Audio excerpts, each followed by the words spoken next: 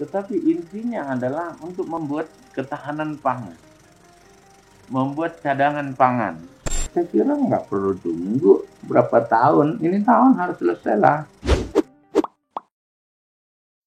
Masih di Babe One on One bersama Menteri Pertanian Republik Indonesia, ada Bapak Syahrul Yassin Limpo. Pak, kita lanjut nih Pak ya. Kan kalau kita lihat 2020, kalau berbicara soal pertanian. Senyum saya, soalnya kita... Oh ya, saya bisa merasakan senyum Bapak ya. Bahwa tahun 2020 nih Pak, kalau ngomongin sektor pertanian nih, Presiden Joko Widodo selalu berbicara soal food estate. Dan ini sudah berlangsung sejak tahun lalu, bahkan di tengah pandemi gitu Pak ya. Nah, kita pengen tahu dulu nih, sebenarnya apa sih manfaat food estate ke depannya bagi masyarakat Indonesia gitu Pak? Mungkin banyak yang belum paham. Food estate itu salah satu cara strategi yang diminta oleh Presiden dalam rangka membangun produktivitas dan ketahanan pangan nasional. Jadi itu dulu. Jadi ini salah satu strategi. Dan food estate itu adalah di dalam rangka mencari solusi agar skala ekonomi dari pertanian bisa terhitung dengan baik. Skala ekonomi. Kalau dia kecil-kecil kan jalan-jalan sendiri nggak bisa nih. Skala ekonominya nggak nutup. Oleh karena itu dibuatlah food estate menjadi bagian dari koperasi pertanian, sehingga hamparan yang ada, walaupun pemiliknya punya kecil-kecil ini, dikorporasikan menjadi satu hamparan besar. Sehingga menghitung dari hulu ke hilirnya bisa dilakukan. Oleh karena itu kita berharap food estate itu korporasi yang harus membawa tidak kurang dari 1.000 hektar. Ya, untung-untung kalau bisa seperti yang kita uji coba di Kalimantan Tengah dan besok di Sumatera Utara itu rencananya 30.000 hektar. Dan kita buat 3 sekarang percontohan. Ya, ada di lahan rawa, ada di gunung, ada di dataran rendah biasa, lahan marginal yang ada di NTB Pulau Sumba. Nah, tetapi intinya adalah untuk membuat ketahanan pangan, membuat cadangan pangan. Yang ketiga adalah pengembangan potensi pangan kita. Bicara food estate, bicara dari on farm sampai dengan off farmnya. Bicara di situ budidaya, bicara pasca panen, bicara industri pengindustriannya, hilirisasi industrinya. Yang keempat adalah bicara market, pasarnya. Jadi ini sesuatu yang terintegrasi menjadi satu. Semua sudah harus masuk dalam pendekatan digitalisasi. Kita bisa ngecek semua melalui handphone. Kita pakai AWA, Agriculture War Room, kita di sini bisa lihat. Itu akan tertata sampai dengan pendekatan digitalisasi menuju mekanisasi pada 3-4 wilayah itu, budidaya, pasca panen, hilirisasi industri, sampai dengan marketnya. Berbicara soal food estate, ini kan pilot project-nya di Kalimantan Tengah ya Pak ya. Saat ini kondisinya seperti apa nih Pak? Apakah memang sudah sukses panennya dan komoditasnya yang unggulan itu apa aja Pak?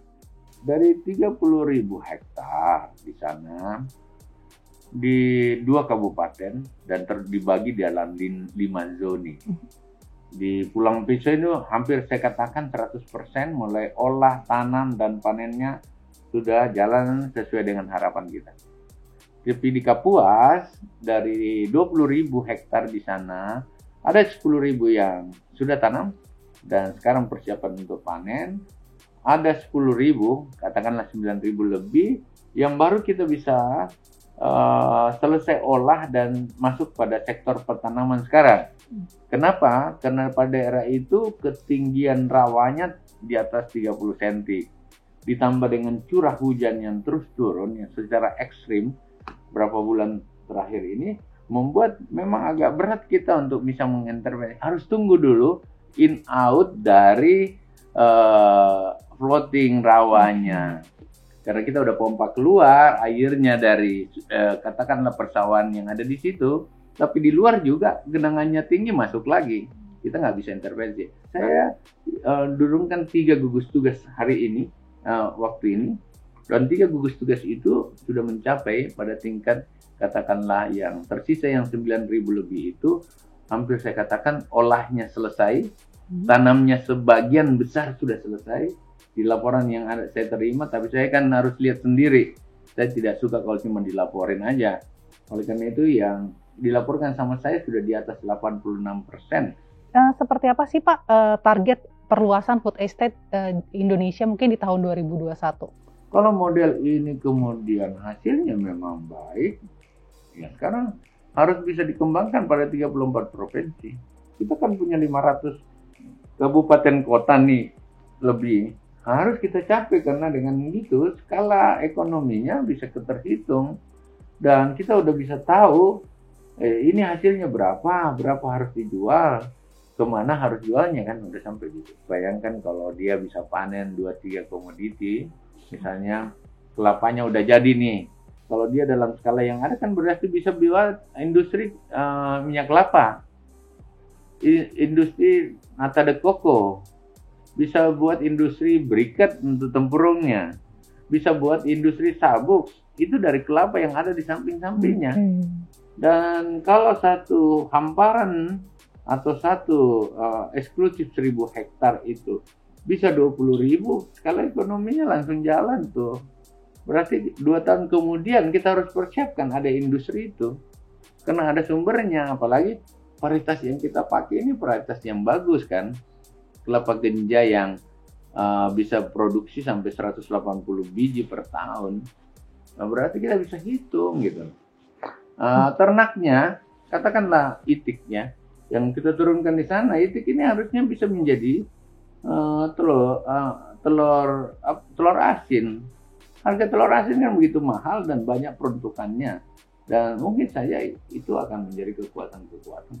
Sekarang kita masih dalam proyek yang masih berjalan, masih ada trial dan error gitu, bisa dibilang gitu Pak ya. Kapan sih Pak untuk food estate ini benar-benar bisa stabil dan konsisten hingga akhirnya nanti hasilnya benar-benar bisa dinikmati secara merata oleh masyarakat Indonesia? Di pertanian itu trial and error setiap saat.